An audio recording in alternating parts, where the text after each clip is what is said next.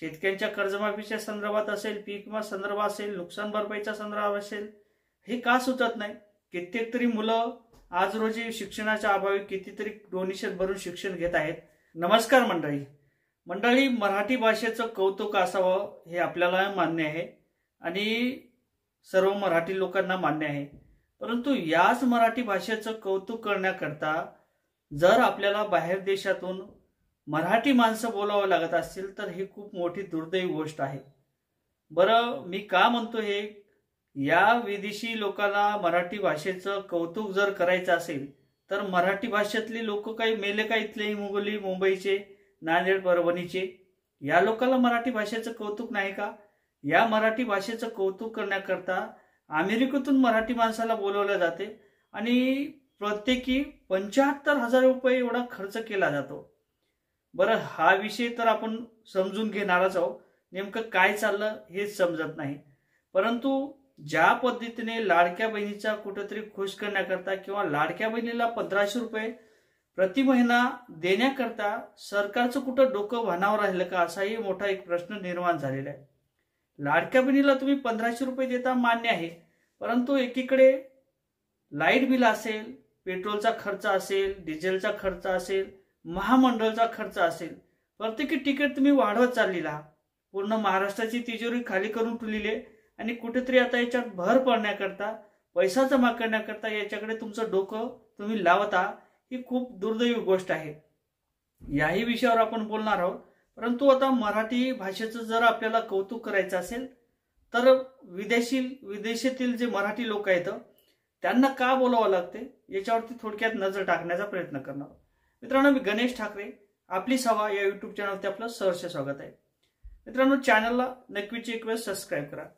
आता मित्रांनो, ज्या पद्धतीने मराठी भाषेचं कौतुक व्हावं हे सर्वांनाच वाटते, सर्वांना ते अपेक्षित सुद्धा आहे।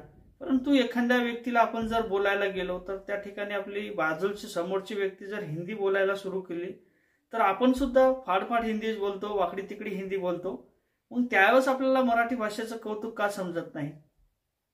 आता असाही प्रश्न पडतोय, मराठी भाषेचं जर कौतुक करण्याकरता विदेशातून आपले मराठी बांधव या ठिकाणी बोलावं लागतात। एक कौतुक सोहळा म्हणून त्या ठिकाणी पार पाडलेला आहे मुंबईच्या या ठिकाणी, आणि त्या कार्यक्रमात बाहेर देशातून आपले जे भारतीय लोक आहेत हे मराठी भाषेचं कौतुक येणार आहेत असं सांगितलं जाते आणि त्या व्यक्तीसाठी प्रत्येकी 75,000 रुपये एवढा खर्च केला जातो।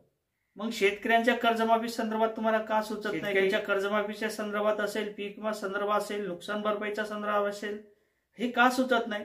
कित्येक तरी मुलं आज रोजी शिक्षणाच्या अभावी कितीतरी डोनेशन भरून शिक्षण घेत आहेत, त्याच्याविषयी तुम्हाला काय सुचत नाही? काही कोणीकडे डोकं चालवताय तुम्ही? कशासाठी मराठी भाषेचं कौतुक करायचंय? आणि मराठी भाषेचं कौतुक करणारा ते काही आपल्या बाहेर देशातून आलेले या लोकांना कुठे मराठी भाषेचं कौतुक राहिलेलं आहे? हे तर पैसे कमवण्याकरता बाहेर देशात गेलेले आहेत निघून। यांना काय गरज आहे मराठी भाषेची? आणि मराठी माणसाचं कौतुक करण्याकरता किंवा मराठी भाषेचं कौतुक करण्याकरता महाराष्ट्रातील लोक आहेत ना, मुंबई असेल, पुणे असेल, नांदेड असेल, परभणी असेल, हिंगोली असेल, इतर काही भाग असतील, इतर काही जिल्हे असतील, इथले लोक आहेत ना। या लोकांना काय गरज आहे बाहेरच्या लोकांना बोलवून घेण्याची? सरकारचं डोकं कुठं भानावर राहिलं का नाही, हा एक मोठा प्रश्न निर्माण झालेला आहे। आता तुम्हाला हे लोक आल्यानंतर या मराठी भाषेचं यांना काय कौतुक? यांनी मातीची नाळ कधीच सोडलेली आहे, भारत देश कधीच सोडलेला आहे। आणि जर एवढंच कौतुक असेल तर या लोकांनी स्वतःच्या खर्चावून यानं मुंबईला यायचं, मराठी भाषेचं कौतुक करायचं आणि कुठंतरी मराठी भाषेचं वाहवा करायची। परंतु याला प्रत्येकी 75,000 रुपये बाहेर देशातून विदेशातून येण्याकरता हेलिकॉप्टर असेल, विमान असेल, त्याचा प्रवास केला जातो। आणि एकीकडे जे लाडकी बहीण आहे किंवा महिलेसाठी फुकट एसटी चालू करण्यात आली होती, हाफ तिकिटावर एसटी चालू करण्यात आली होती, याच्यात तिकीट जर वाढ केली तुम्ही, पेट्रोलमध्ये, डिझेलमध्ये, ऑटो रिक्षात वाढ केलेली आहे, ट्रान्सपोर्टचा खर्च वाढवलेला आहे, शेतकऱ्यांच्या मालाला भाव देत ना, कापसाला भाव देत ना, इतर पिकाला भाव देत ना, परंतु कुठेतरी कौतुक करण्याच्या मार्गावर कित्येक तरी खर्च करायचा आहे आणि कित्येक तरी पैसा उधळायचा आहे।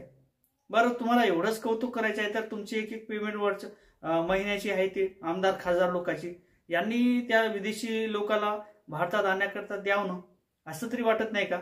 मग दात काढत बसायचं, इकडं हिदळत बसायचं आणि कित्येक तरी पैसा उधळायचा, पूर्ण महाराष्ट्रातील लोकांची तिजोरी खाली करायची आणि परत त्याच्यावर कर्ज लावून द्यायचा जीएसटी लागून द्यायचं, असं काय चालणार आहे महाराष्ट्रात? असं जर तुम्हाला करायचं असेल तर पूर्ण महाराष्ट्र राज्य पूर्ण उद्ध्वस्त होईल, त्यानंतर भारत देश उद्ध्वस्त होईल, कित्येक तरी कर्ज होऊन बसेल. आज रोजी तुम्ही लाडक्या बहिणीला पैसे देत आहात किंवा इतर फिजूलचा खर्च करत आहात, कुठे गरज नसताना खर्च करत आहात.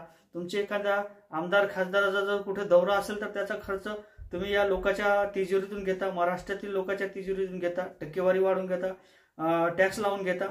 एखादा बर्थडे जरी असला तर तुम्ही महाराष्ट्राच्या तिजोरीतून पैसे खर्च करून तिथं बर्थडे करता, वाढदिवस करता. मग त्यावेळेस तुम्हाला का सुचत नाही मराठी माणसाचं कौतुक, मराठी भाषेचं कौतुक तुम्ही केल्या म्हणूनच काय होणार नाही. मराठी माणूस आताही जिवंत आहे, मराठी भाषेत तो ठाम आहे, मराठी भाषेत तो बोलू शकतो आणि मराठी भाषेचं कौतुक त्याला मरेपर्यंत असणार आहे, तो पिढ्यानपिढी पोहोचवणार आहे. परंतु जर बाहेर देशात तुम्ही गेलेल्या लोकांना मराठी भाषेचं कौतुक करण्याकरता या ठिकाणी आणत असाल तर ह्या चुकीच्या गोष्टी आहेत.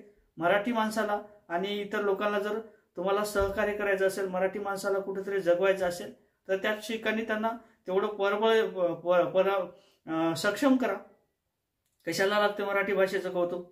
आणि मुलाचे शिक्षण फुकट करा, याच्यावर खर्च करा. त्यानंतर तुमच्या पुस्तकावरच्या जीएसटी असतील याच्यावर खर्च करा. आंबेडकर शाहूने शेण घेतला अंगावर शिक्षणासाठी आणि तुम्ही शिक्षणाचा बाजार करून टाकला. कित्येक काही गोष्टी आहेत. मराठी माणसाला काही समजत नाही का? सगळ्या गोष्टी समजतात, परंतु तुमचं काय चाललं काही समजत नाही. तुमचं डोकं भानावर आहे का नाही हे सुद्धा समजत नाही. आता मित्रांनो, अशा गोष्टी जर होत असतील तर आपल्याला सुद्धा विरोध करणं गरजेचं असणार आहे. आपण जर विरोध नाही केला, याच्या जर गप्पा पाहत बसलो, हे राजकारण सरकारी काय लोक करतात त्याच्याकडे जर आपण पाहत बसलो तर आपलं पूर्णपणे माती होऊन जाणार आहे. आपला जो जीएसटी कर्ज आहे, टॅक्स भरतो आपण, ते कुठेतरी असेच लोक फिजूल खर्च करणार आहेत, कोणी याला वचक राहणार नाही. अशा पद्धतीने जर चालू असलं तर खूप काही घाण होऊन जाणार आहे आणि पूर्ण महाराष्ट्र बर्बाद होऊ शकतो. त्यासाठी तुम्हाला काय वाटते या व्हिडिओच्या संदर्भात कमेंटमध्ये सांगा. व्हिडिओ आवडला तर शेअर करा, चॅनलवर नवीन असेल तर चॅनलला सबस्क्राईब करा. जय शिवराय.